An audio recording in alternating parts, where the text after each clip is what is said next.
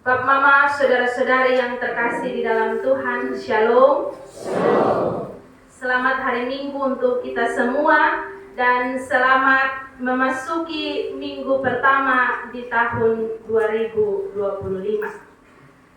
Di tahun 2025 ini, apakah masih ada sukacita dan damai Natal di hati kita masing-masing? Bapak Mama, saudara-saudari yang terkasih di dalam Tuhan, tema yang menuntun kita dalam ibadah saat ini yaitu menyendiri dengan Tuhan, menikmati hadiratnya tanpa sekat atau tanpa penghalang.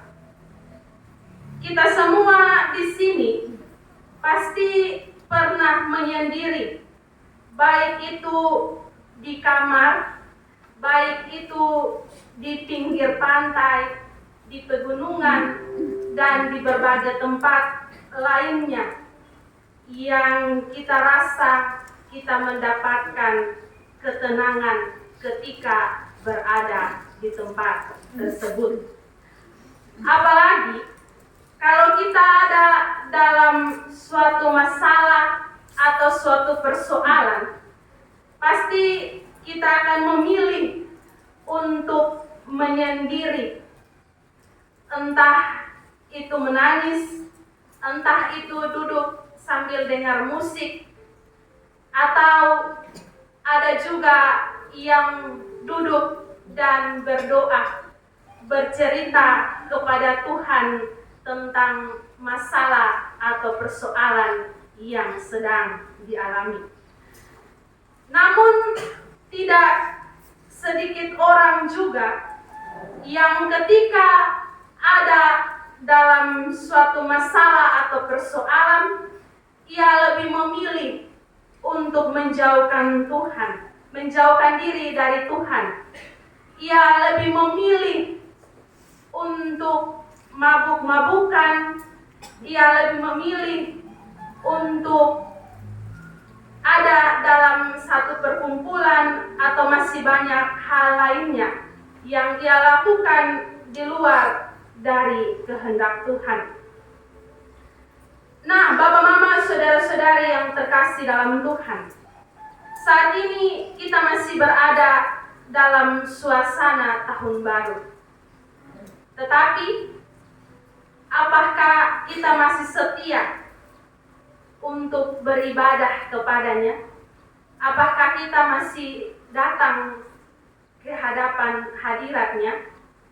Ataukah kita hanya hadir untuk beribadah pada saat tanggal 24, 25, 31 Desember dan 1 Januari, tetapi kemudian mulai menghilang dan menjauhkan diri dari Tuhan. Bapak, Mama, dan saudara-saudari yang terkasih di dalam Tuhan, bacaan kita saat ini berbicara tentang Yesus yang telah membuka jalan baru melalui pengorbanannya di kayu salib, sehingga tidak ada lagi penghalang bagi kita untuk datang ke hadapan hadiratnya. Dulu di Bait Allah ada beberapa ruangan. Ada ruang kudus untuk umat dan ada ruang maha kudus, di mana ruangan ini hanya imam yang boleh masuk untuk atas nama persembahkan korban kepada Allah. Jadi hanya imam yang boleh menghampiri Tuhan atau ada di dalam hadirat Tuhan. Namun di dalam Yesus yang lahir, mati, dan bangkit, tidak ada lagi sekat atau penghalang yang membedakan antara umat dan imam dalam menghampiri Allah. Sebab Kristus telah mempersatukan kembali Allah dengan manusia. Alkitab memberi kesaksian bahwa saat Yesus mati, tirai bait Allah itu terbelah menjadi dua. Tidak ada lagi ruang khusus untuk umat dan ruang khusus untuk imam. Ini menjadi tanda bahwa di dalam Yesus Kristus tidak ada lagi sekat atau penghalang yang memisahkan Allah dengan umatnya. Artinya, siapapun boleh datang dan menghampiri Allah. Baik itu dia anak kecil, dia remaja, dia orang dewasa, dia orang tua, atau siapapun itu. Dan seberapa besar kesalahan yang ia buat, itu tidak menjadi penghalang untuk dia datang di hadirat Tuhan. Bapak, Mama, saudara-saudari yang terkasih di dalam Tuhan, namun seringkali kita sebagai manusia, kita malah menjadi penghalang atau menjadi sekat terhadap sesama kita, yang bisa jadi membuat mereka menjauh dari hadirat Tuhan atau menjauh dari ibadah-ibadah. Mungkin karena kata-kata kita atau karena perbuatan kita dan tingkah laku kita yang membuat seolah-olah hanya kita yang pantas untuk ada di hadirat Allah, sedangkan orang lain tidak. Dan masih banyak hal lainnya yang membuat sesama kita menjauhkan diri dari ibadah-ibadah. Tetapi ada beberapa orang juga yang menjauhkan diri dari ibadah atau hadirat Tuhan karena beberapa alasan lainnya.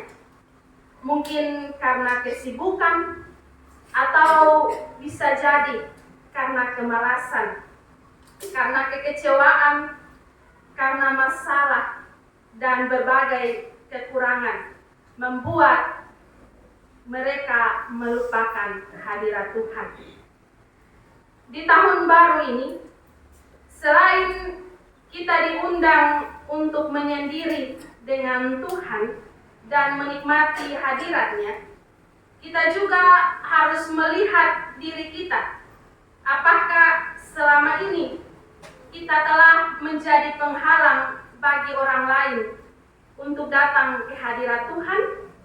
Ataukah selama ini kita masih lebih mementingkan kesibukan pribadi kita dibandingkan kita datang beribadah kepadanya? Mari kita mengoreksi diri kita masing-masing. Kemudian luangkan sedikit waktu kita untuk memperbaharui hubungan kita dengan Tuhan. Lalu jangan biarkan sekat atau penghalang apapun memisahkan kita untuk datang ke hadiratnya. Artinya, janganlah kita merusak hubungan pribadi kita dengan Tuhan hanya karena kita kecewa dengan manusia, atau hanya karena ada sekat atau penghalang dari sesama kita.